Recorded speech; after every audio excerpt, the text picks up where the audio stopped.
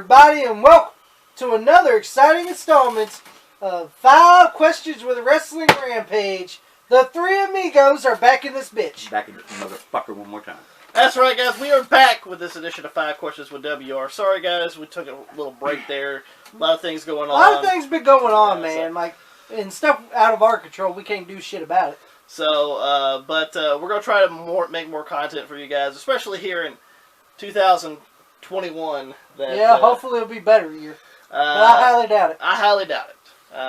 Because people are too American. Well, it's already ruined as it is anyway.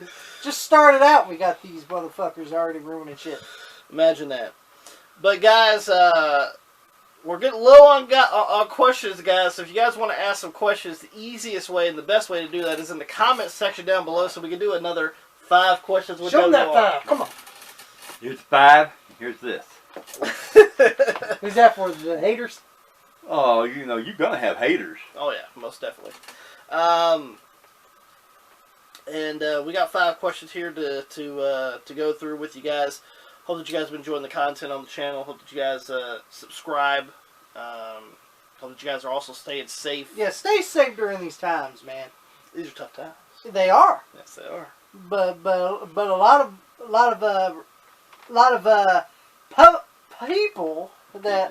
people that ruin everything. You know who the fuck you are. Yeah. That looks gray-headed and has a gizzard. Yeah, you know who you are. Thanks for ruining it, asshole. But that's just the way it is, right? Well, yeah. It is. That's the way it is. They don't give a fuck about the American people. But guys, we hope that you got. We hope that you're going to entertain you guys with this. Y'all need to stay safe and do the best you can during these tough times. Tough times. Yeah. Just the road said it's hard times. I knew it was coming sooner or later. Oh, it's hard times. Trust us on that. And we're going to go ahead and start answering these questions right here, right now. The first question is asked by Gavin Geary. All right. Thoughts on Kevin Nash ending Goldberg's undefeated streak in WCW? Thoughts on Kevin Nash? We should mention this, though. Goldberg's undefeated streak was papered.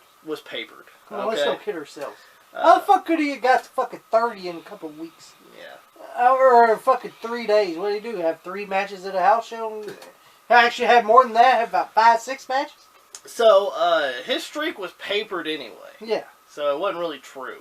Yeah. But they just added wins to it. Yeah. They just added wins to it, like fucking Sid did when he came back in fucking '99. Yeah.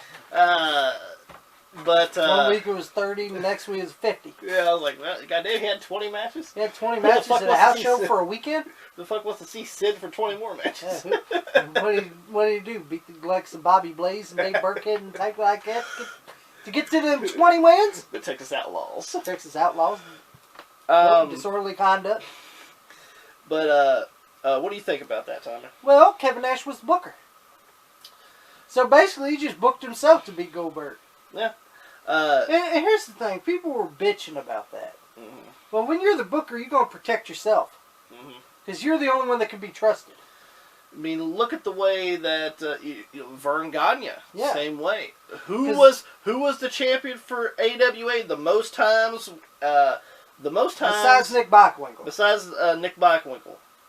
Somebody he could trust. Yeah. It was Vern. Yeah. And then, of course, Larry at the end. Yeah. But he was married to Vern's daughter, so he wasn't going nowhere. So, but there's very little people you could actually trust to do a company. Now, I will say this, WCW... It was horrible anyway. It was horrible anyway. Mismanaged. Very horribly mismanaged. And so Kevin Nash says, well, I can't trust anybody else, I'll do it.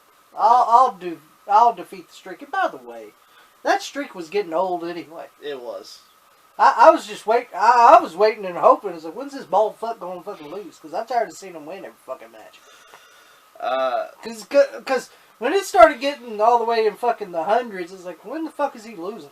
And not only that, but I will say this too, is like, they at least gave Goldberg some type of out in the way. Yeah. Because look, they kind of helped him on how he got beat. Yeah. You know, Scott Hall fucking used the goddamn taser and tased him, and then Nash fucking power bombed him. You remember Goldberg? Yeah. He got tased when the referee wasn't looking, and fucking Nash power bombed him after. He kind of got it out.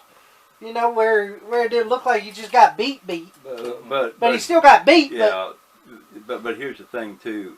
He didn't get beat clean. Yeah. Goldberg was a professional anyway, so I think Goldberg just got tired of it anyway, and just said, I think I'll drop down about this shit. And see, not only this, but I mean, you know, people like Hogan, people like Nash, people like Hall, and a lot of other people in WCW carved out what they wanted out of WCW. Mm-hmm. Yeah. And, Yeah, they fucking milked that company for what it's worth. And you know that's and that's the sad thing about WCW too, because they had a lot of good talent. Yeah. Some good matches. And you know, me and Tommy, especially in the mid '90s, were big WCW fans. Yeah. We watched WCW more than we did WWF.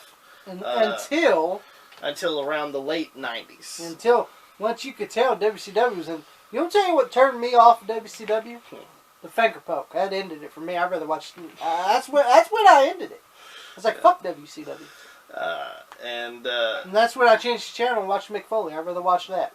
I would rather watch that. I'd rather watch that than fucking Hogan in his fucking black shirt and fucking slacks. And his fucking black bandana. Well, Reeboks. Yeah. Here's the thing about it: when the NWO come in there with Nash, Hulk Hogan, and all that, you knew yourself right there that they was gonna run this motherfucker. Mm-hmm. Yeah. And they did. They run that motherfucker right to death, right into the fucking trash. Well, I'm gonna be honest. I do like Nash. I mean, I like all the talents involved, but they instead of building up a company, they just took what they wanted out of the company. And the thing about well, you that know right who the there, blame for that is, don't you?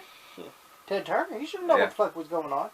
Or fucking Bischoff could have done something, or Vince Russo, he can't do nothing because he's stupid. So. And here's the thing and about Ferrari, that right he's here too busy putting dreadlocks on. Make fun of JR. They would not, the only first people that they fucking push, which that's the way they did it anyway. They never did push anybody. It was always them because they were the fucking show. When you go back and you look at WCW, a lot of the guys that came in from the WWF were the stars. Yeah. There was only 3 that I could actually come up, well, besides Sting, but Sting was a big star in WCW anyway. Yeah. But the ones during the WCW era, me, there's only 3. There's only 3 that became Sting, stars. Diamond Dallas Page, and Goldberg. I'd throw Booker T in there at the Booker very T end. be probably 4th. At the very end. But Those are the only 4 that were any type of star that WCW did anything with that wasn't from the WWF. Yeah. Exactly. Yeah. It was Goldberg, DDP, Booker T. And of course Sting, but Sting was a star in WCW beforehand. Sting, Sting was already there before Hogan and Nash, and the rest of them even rolled in as the NWO. And then you got sick and tired every fucking week on Nitro hearing that fucking shitty NWO theme. I got tired of it. Yeah. I got tired. Like every goddamn Semic, I have to hear this goddamn schmuck in the new world order. How about you order this, bitch? Because I got tired of here. I got tired of seeing the NWO. That's another reason why I left. And I got sick and tired of seeing. It didn't matter what fucking color it was. It could have been green and red. LWO. It could have been NWO. It could have been NWO black and white. It could be NWO red and black. I got tired of anything. Anything that looked like NWO. I got tired of it. Here's the thing. I knew myself because we watched it ourselves too anyway. And I kind of liked it before that all shit happened. Mm-hmm. We knew just as soon as Hogan rolled in, Nash rolled in, I knew to myself, well, this is going to shit. Mm-hmm. And it did. And it did. Let's go ahead and go to the next 3 questions that are asked by a good friend of the channel, Dan the Beast 94. Dan the Beast, baby. Guys, go check out Dan the Beast 94's YouTube channel. Heck yeah, Dan the Beast. The link for his channel will be in the description box below. Hit that link, goes directly to his channel. As well, guys, go subscribe to the Pro Wrestling Zone podcast with him and Rick Del Santo. Great. Both of them great guys. Great guys. They do great work over there. Great work. So let's go ahead and go with his questions here. Thoughts on Charlie Haas? Now, I will say this. Charlie Haas has been out of the limelight for a while now. Yeah, he has. And it wasn't until just like a few weeks ago that this video popped up online from, I don't care about the guy who runs the channel because he's a piece of shit, but Hannibal TV. Hannibal, you're a piece of shit. Yeah. You always have been, you always will be. And you're a hack. He is. But anyway, it popped up on his channel with him interviewing Charlie Haas. Now, he even talked about that recently. He's had a divorce with Miss Jackie and tough times and things of that nature. And I'm sorry, but Charlie Haas looks like he's on fucking drugs or something. He looks just god awful. He's bald headed and fucking. It's just like. Well, maybe it was one of them Ricky Morton things. She took everything I had. Even my hair. Yeah, she took everything I had. But I mean, it's just really weird the way he's looking now. He looks in rough shape. But overall, what do you think about the Seton Hall University native? I like Charlie Haas. Yeah. He was a great talent. He was. Him and Russ Haas was a great tag team too. Great tag team, guys. If you ever and they should have been Team Angle. If you guys ever check out the Haas brothers, Charlie Haas and Russ Haas, they were a great team. Great tag team. Me and Tommy even watched some of their stuff that they did in Heartland Wrestling. Yeah. Les Thatcher's promotion, who was developmental with WWE, and that's where they got Charlie Haas and Russ. But then Charlie Haas went to OVW. Yeah, then Charlie went to OVW because it was soon before that Russ passed away, unfortunately. And the thing was, Russ Haas and Charlie Haas were going to be Team Angle. They were going to be Team Angle. And he was going to bring, and they were going to bring Shelton Benjamin as the singles guy. Yeah, and pretty much have a whole whole group there, and things just don't go the way it's planned. And great tag team, guys. If you guys ever go check out the Haas brothers, do. And Charlie Haas and Shelton Benjamin, the world's greatest tag team. They were a great team too. Great tag team as well. Had great matches with Los Guerreros. Had great matches with everybody. They were a great team. And then they split them up. And then they came back in 2007 as a team. Kind of lackluster because they didn't get behind them. Of course not.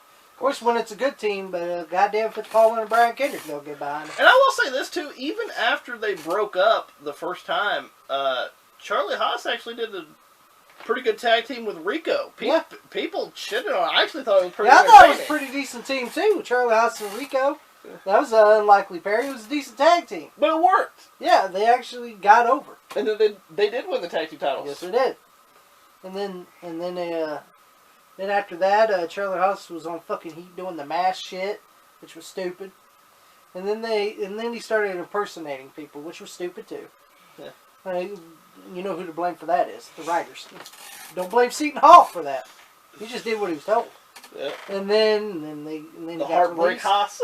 Yep. And then he got released, and then him and Shelton Benjamin were in Ring of Honor. They were in Ring of Honor tag team. I was actually at a Ring of Honor show that they were in the main event. And guess who brought him in? Jim Cornette. Jim Cornette brought him in. Because one, they needed tag teams, and they wanted a veteran tag team. And the tag team match that I saw was Charlie Haas and Shelton Benjamin versus the Kings of Wrestling, Cesaro and Chris Hero.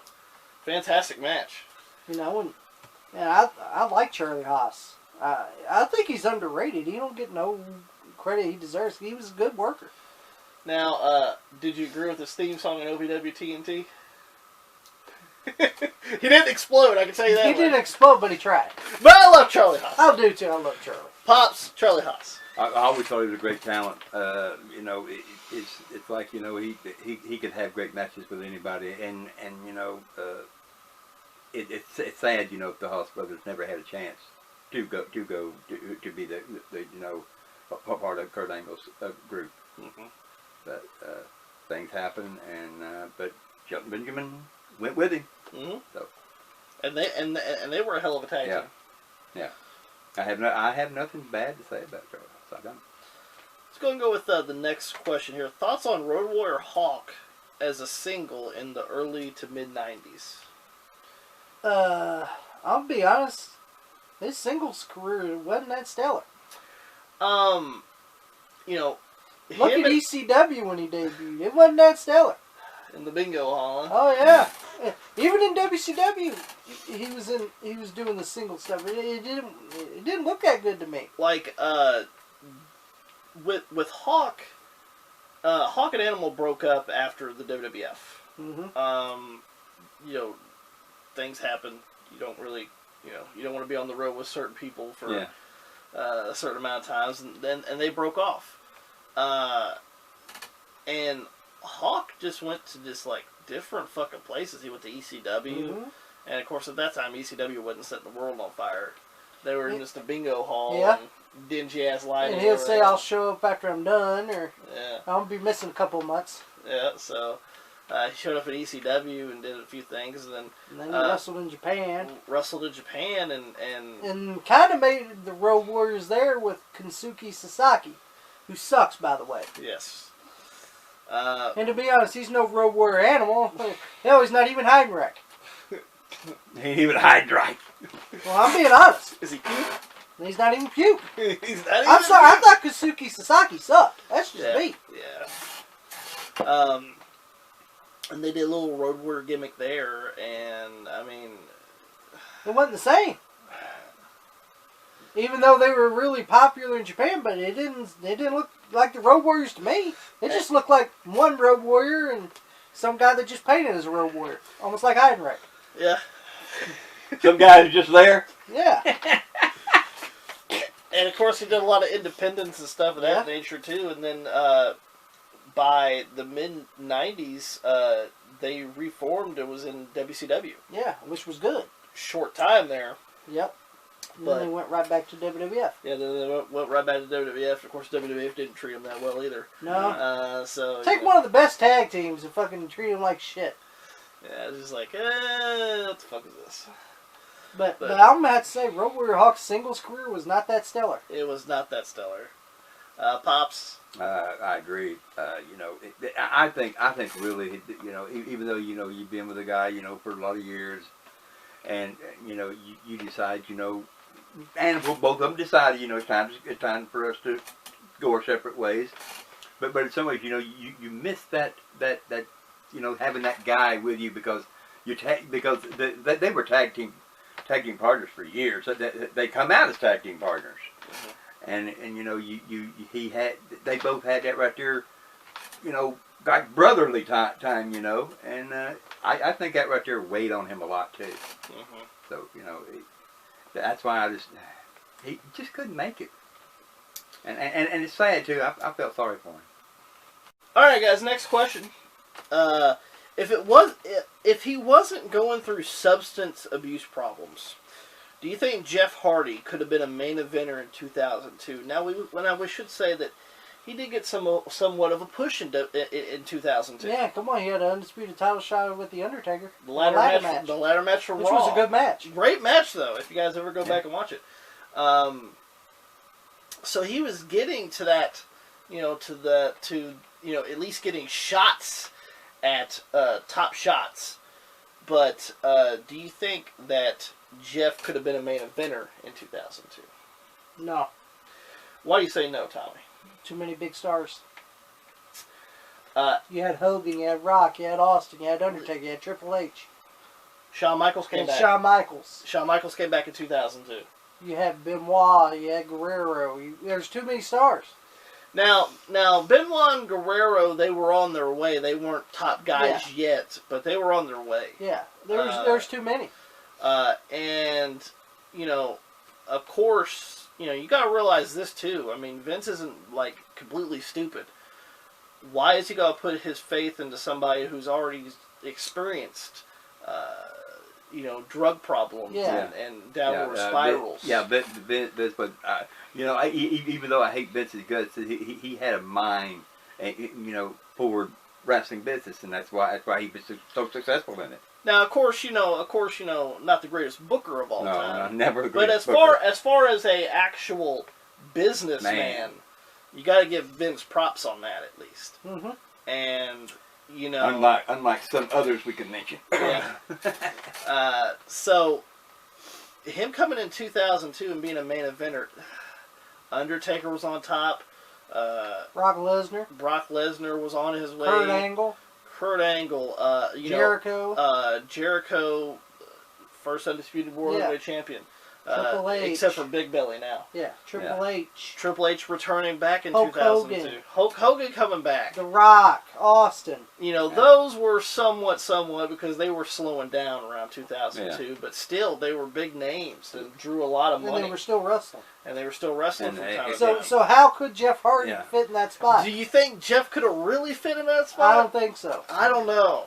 I'll be honest, I don't think so. Even,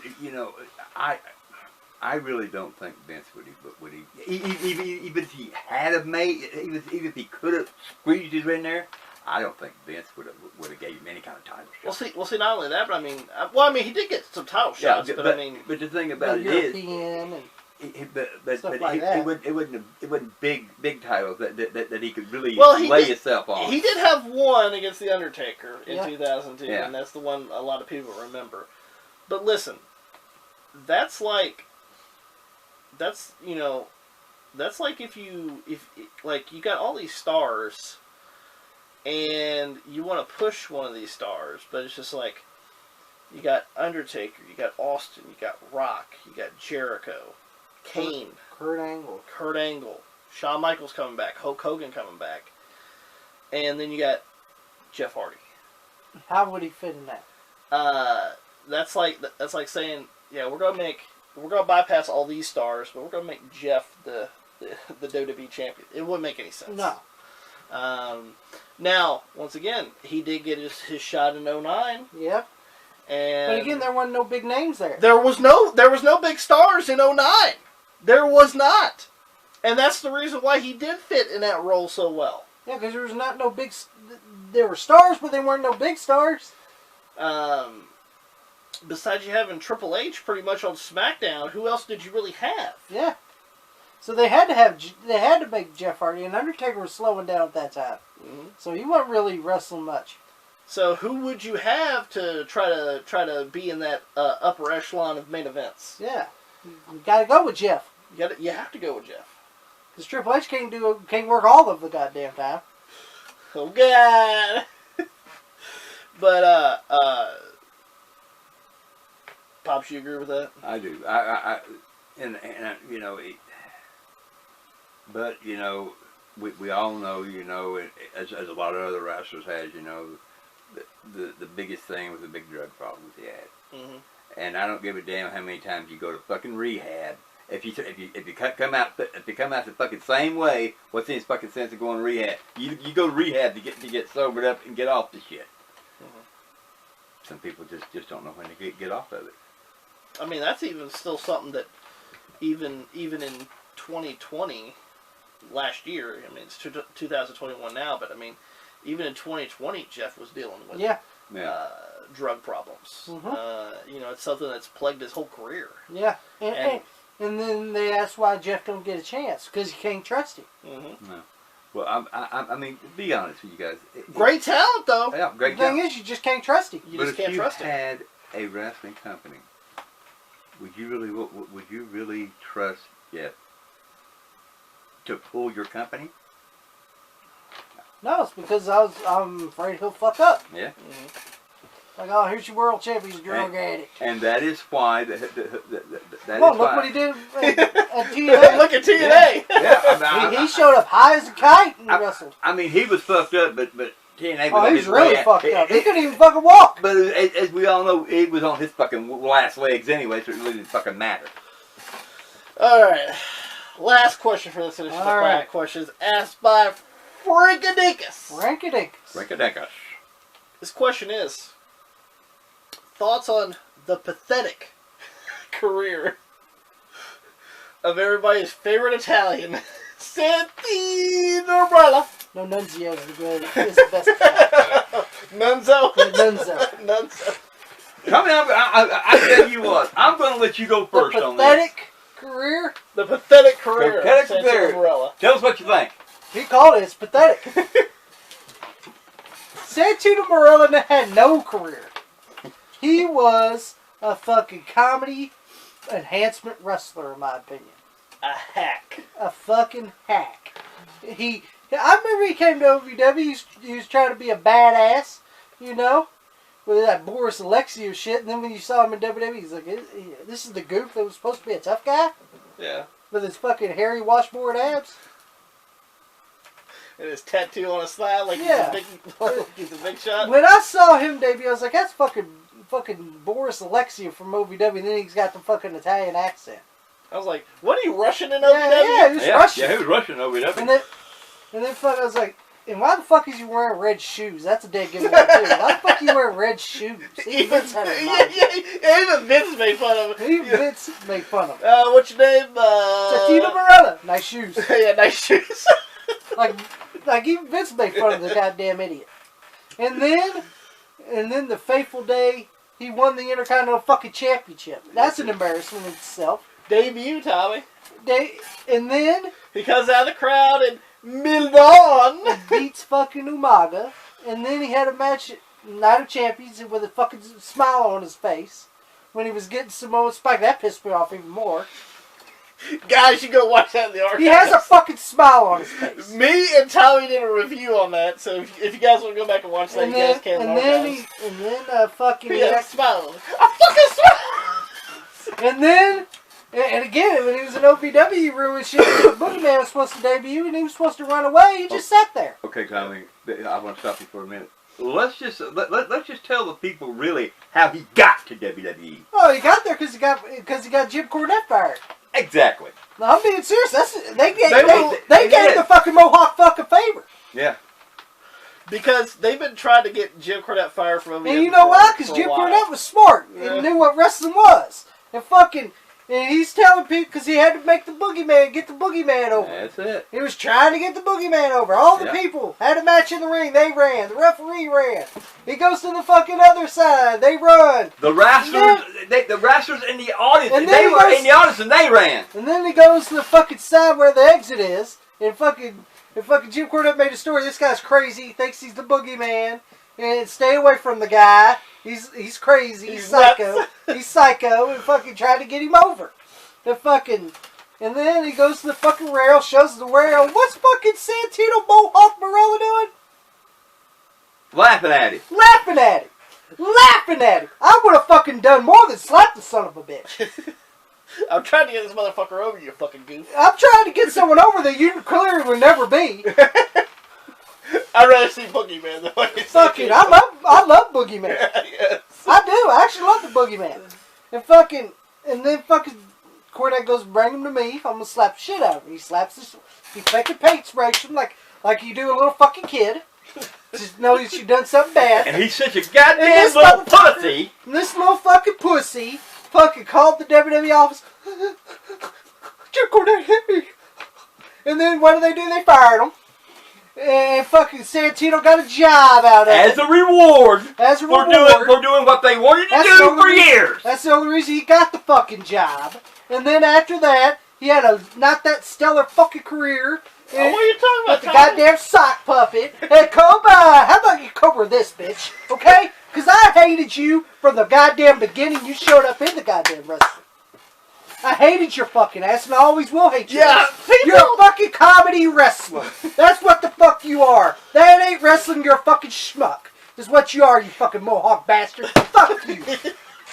Fuck you, Santino Marella. You don't deserve to have no job. People want to know why we hate Santino It's so because much. of that right there. Because we've seen him from the start. We've seen this fucking Mohawk schmuck from the fucking start, and I knew he was a nobody when I first saw the motherfucker. And the motherfucker thought he was God's gift to wrestling. Motherfucker, you're smart. You're a fucking comedy preliminary wrestler like Jim Cornette called you. And that's what the fuck you were. And you're just mad no one recognized your ass. No one wants to fucking do a cameo with your fucking ass. I'll save my money. I'll save my money. No one will see Cobra and all this bullshit. And you with the washboard abs and fucking shit. Fuck you. Well, I have nothing else to fucking add to that. So, Because it's true. Tosh, you have anything else to add to that? Nothing else to say. Except laugh your ass off. So, Frankie Dickens, his career shouldn't have been pathetic. His career should not have happened. It should have been. It never was. But guys, hope that you guys Has enjoyed. been. He never was. Hope that you guys enjoyed the video. Should have been broke in. You guys, it should have never been broken. What the fuck, man? I'll buy you a grill. But anyway, hope that you guys enjoyed the video. If you guys did, make sure you guys give it a thumbs up. Don't forget to share it all over social media. Like us on Facebook, facebook.com/WrestleRampage2. The old man's on Facebook. People think we don't have fun here. Guys, you can also follow us on Twitter as well at Russell Rampage. You can also follow me and Tommy on IG, Instagram. Oh, you already know the marks will be fucking sending me random message. A-dub, A-dub. Boy. Dub this, bitch. Oh, boy. We got a lot of hate. Yeah. I don't give a shit. But guys, make sure you guys hit that subscribe button for more great videos coming to you guys because we are that cream that rises to the top. Cream of the crop. And nobody does it better.